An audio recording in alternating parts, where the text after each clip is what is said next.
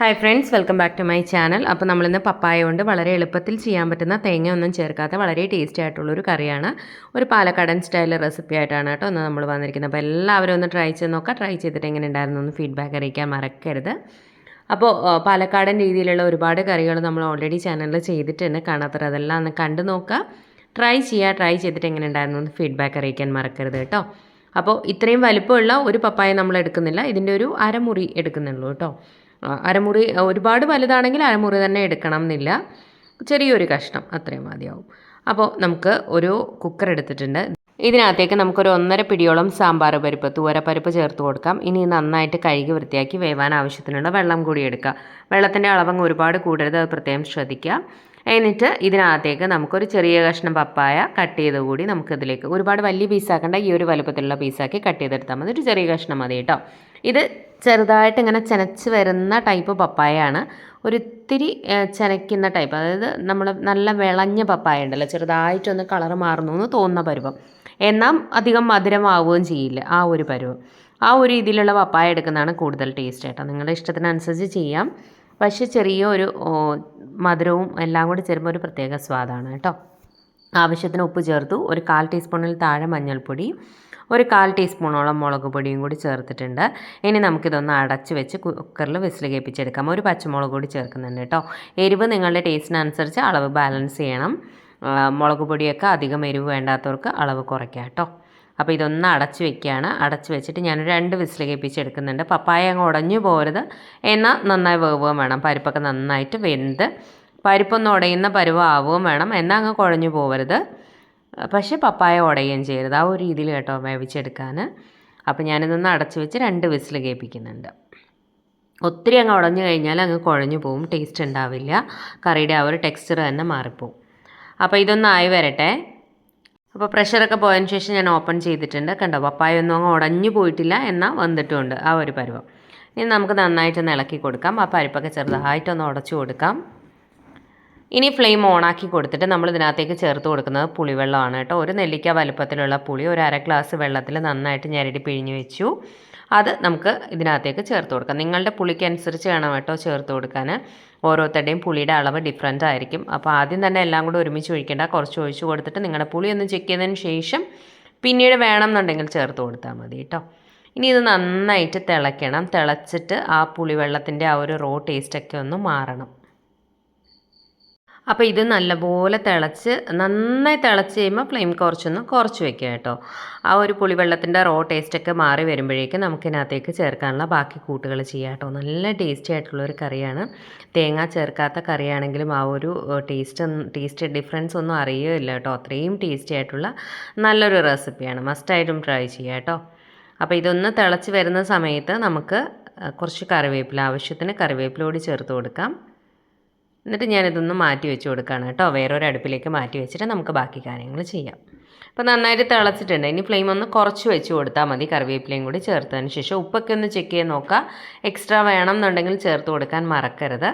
നമ്മൾ ആദ്യം കുറച്ച് ഉപ്പ് ചേർത്തിരുന്നു, പിന്നീട് വേണം എന്നുണ്ടെങ്കിൽ ചെക്ക് ചെയ്തിട്ട് പുളി ചേർത്തതിന് ശേഷം ഉപ്പ് ചേർത്ത് കൊടുക്കാൻ മറക്കരുത് കേട്ടോ. നന്നായിട്ട് തിളയ്ക്കണം. അപ്പോൾ ഇതൊന്ന് മാറ്റി വെച്ചിട്ട് നമുക്കൊരു പാൻ എടുക്കാം. പാൻ എടുത്തിട്ട് നമുക്കിതിനകത്തേക്ക് വേണ്ടത് ചെറിയുള്ളി വേണം കേട്ടോ. ഒരു 10ഓളം ചെറിയുള്ളി എടുക്കണം കേട്ടോ, മീഡിയം ടൈപ്പ്.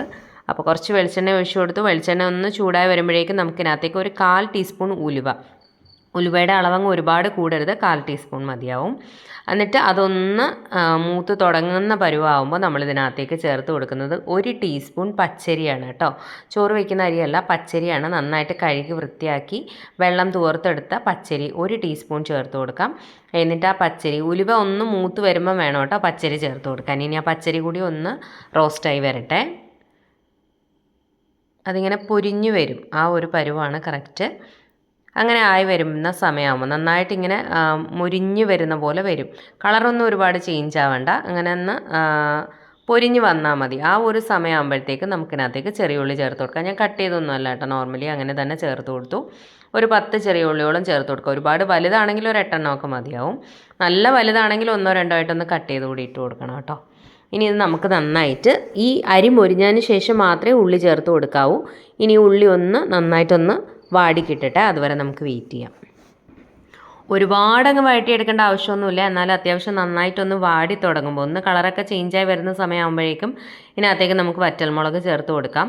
ഞാനൊരു 4 വറ്റൽമുളകോളം ചേർത്തിട്ടുണ്ട്. അധികം എരിവുള്ള മുളകാണെങ്കിൽ ഇത്രയും ചേർക്കരുത്, കാരണം നമ്മൾ പച്ചമുളക് ചേർത്തിട്ടുണ്ട്, മുളക് പൊടി ചേർത്തിട്ടുണ്ട്. അതുകൊണ്ട് തന്നെ മുളക് ചേർക്കുമ്പോൾ ശ്രദ്ധിക്കുക. എന്നിട്ട് ആ മുളകും കൂടി ഒന്ന് റോസ്റ്റായി വരുമ്പോഴേക്കും നമുക്കിതൊരു ഒരു മിക്സിയുടെ ജാറിലേക്ക് മാറ്റാം. ഒന്ന് തണുത്തിട്ട് ഒരു സ്വല്പം വെള്ളം കൂടി ഒഴിച്ചൊന്ന് അരച്ചെടുക്കുക. അപ്പോഴത്തേനും നമ്മുടെ പുളിവെള്ളമൊക്കെ നന്നായിട്ട് തിളച്ച് പുളിയുടെ റോ ടേസ്റ്റൊക്കെ ഒന്ന് മാറി വന്നിട്ടുണ്ട്. ഒരുപാടങ്ങ് ലൂസാവരുത്, എന്നാൽ ഓവറായിട്ട് തിക്കായി ഇരിക്കരുത്. ആ ഒരു രീതിയിലുള്ള കറിയാണ് കേട്ടോ. ഒരു മീഡിയം തിക്നെസ്. ഒത്തിരി തിക്കായി കഴിഞ്ഞാലും ടേസ്റ്റ് ഉണ്ടാവില്ല.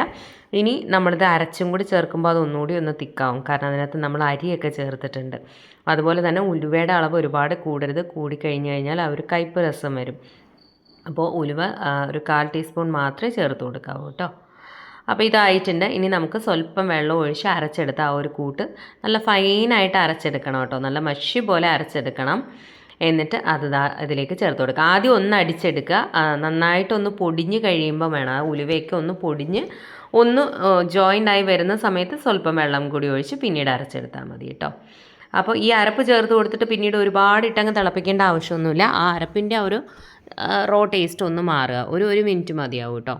നന്നായിട്ടൊന്ന് തിളച്ച് കഴിയുമ്പോൾ ഫ്ലെയിം ഒന്ന് ലോയിൽ വയ്ക്കുക. എന്നിട്ട് ഒന്നുകൂടെ ഒന്ന് തിളയ്ക്കുമ്പോൾ നമുക്ക് ഓഫ് ചെയ്ത് കൊടുക്കാം. ഒരുപാടിട്ട് തിളപ്പിച്ച് എടുത്തു കഴിഞ്ഞാൽ ആ ഒരു ടേസ്റ്റ് മാറിപ്പോകും കേട്ടോ. നല്ലൊരു ഫ്ലേവറാണ് ആ ഉലുവയുടെയും വറ്റൽമുളകും അരിയൊക്കെ മൂപ്പിച്ച് നമ്മൾ ചേർത്തിട്ട് അരച്ചെടുക്കുമ്പോൾ ഒരു പ്രത്യേക ടേസ്റ്റാണ് കേട്ടോ. അപ്പോൾ ഇത്രയേ ഉള്ളൂ. നന്നായിട്ടൊന്ന് തിളച്ച് കഴിയുമ്പോൾ ഫ്ലെയിം ഓഫ് ചെയ്ത് കൊടുക്കുക കേട്ടോ. പിന്നീട് ഒരുപാടിട്ട് തിളപ്പിക്കരുത്. ഇനി ഒരു പാൻ വെച്ച് ഇത്തിരി എണ്ണ ഒഴിച്ച് കടുകിട്ടൊന്ന് പൊട്ടിച്ച് 2 വറ്റൽമുളക് കൂടി താളിച്ച് നമുക്ക് കറിയിലേക്ക് ഒഴിച്ചു കൊടുക്കാം. ഇത്രയേ ഉള്ളൂ. സിമ്പിളായിട്ടാണ് നമ്മുടെ കറി ഇവിടെ തയ്യാറായിട്ടുണ്ട്. ഒരു കാര്യം പ്രത്യേകം ശ്രദ്ധിക്കുക, അരപ്പ് ചേർത്തതിന് ശേഷം ഒരുപാടിട്ട് തിളപ്പിക്കരുത്. നന്നായിട്ടൊന്ന് തിളച്ച് ഒരിത്തിരി നേരം സിമ്മിലൂടെ ഇട്ടാൽ മൊത്തം ഒരു മിനിറ്റ് അത്രയും മതിയാവും കേട്ടോ. ഒരുപാട് തിക്കാവരുത്. തിക്കാവുന്നു എന്ന് തോന്നുകയാണെങ്കിൽ ഒരു ഇത്തിരി ചൂടുവെള്ളം ഒഴിച്ച് മിക്സ് ചെയ്തതിന് ശേഷം വേണം ഫ്ലെയിം ഓഫ് ചെയ്യാൻ.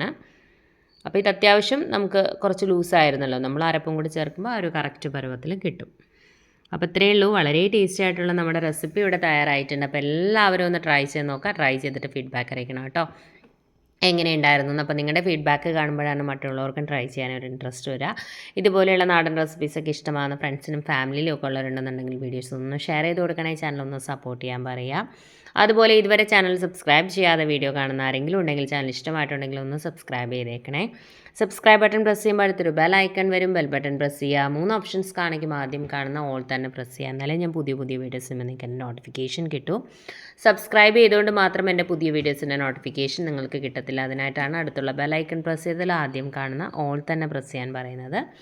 അപ്പോൾ എന്തെങ്കിലും സജഷൻസ് ഒക്കെ ഉണ്ടെന്നുണ്ടെങ്കിൽ കമൻറ്റ് ബോക്സിൽ കമൻറ്റ് ചെയ്യാൻ മറക്കരുത്. എന്തെങ്കിലും ഡൗട്ട്സ് ഒക്കെ ഉണ്ടെന്നുണ്ടെങ്കിൽ കമൻറ്റ് ബോക്സിൽ കമൻറ്റ് ചെയ്തിരുന്നാൽ മതി കേട്ടോ.